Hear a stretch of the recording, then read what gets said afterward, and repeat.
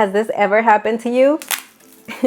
This can only mean one thing: total loss of flavor. That's why we're here today. We're gonna talk all about Mexican dried peppers, how to pick them and store them so you get the maximum flavor. Mexican dried peppers are the foundation of iconic Mexican dishes like birria, pozole, chile colorado. The list goes on and on because apart from the flavor, they have beautiful colors, characteristics that set them apart, and we need to be able to identify them. Nowadays, they're fairly easy to find. Search for them at your local Mexican store, supermarket, or you can even search for them online. To choose the best quality ones and not these ones right here, which are pretty dry, we're gonna use our sight and feel. I mainly go by feel, but definitely use both. These peppers are dried for a specific amount of time through different methods. Then they're packaged and sealed so that there is no more air coming into them to further dry them out, because what you're gonna end up with is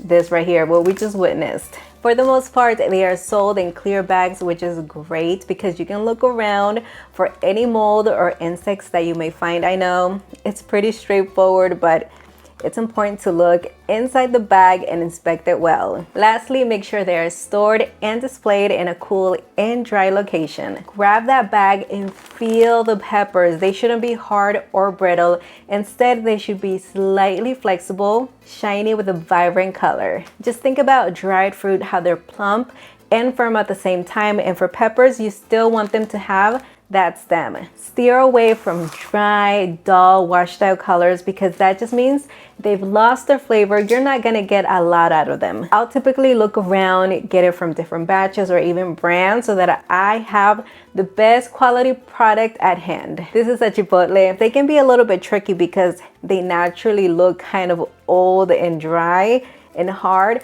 but just feel them. I have a brand new batch right here that I just bought. And I want to show you, these are nice and flexible. And also the color looks a little more vivid. We've purchased the peppers. Now we need to talk about how to properly store them. For many years, I've used Ziploc bags.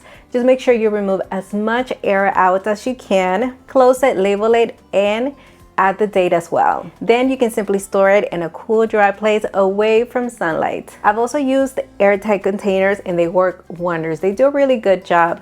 And I think we all have those around the house. My most recent way of storing peppers right now is on these vacuum sealed containers, which are amazing because I can literally extract all of that air out from the inside with this little vacuum machine. Ta-da!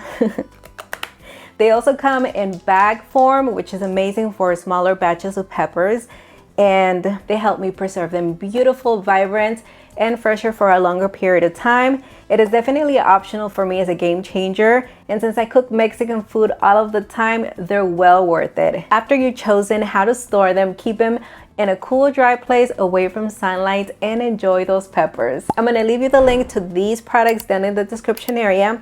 And just a quick tip, 9 out of 10 times, depending on the recipe, these peppers are gonna have to be dry before you use them. So what I like to do is clean them with a damp paper towel to remove any of that dust or debris that the pepper may have. And just like that, set them aside and allow them to dry out completely before you start making some amazing Mexican dishes. I'm gonna leave you a whole ton of information on villacocina.com. Until the next one, everyone.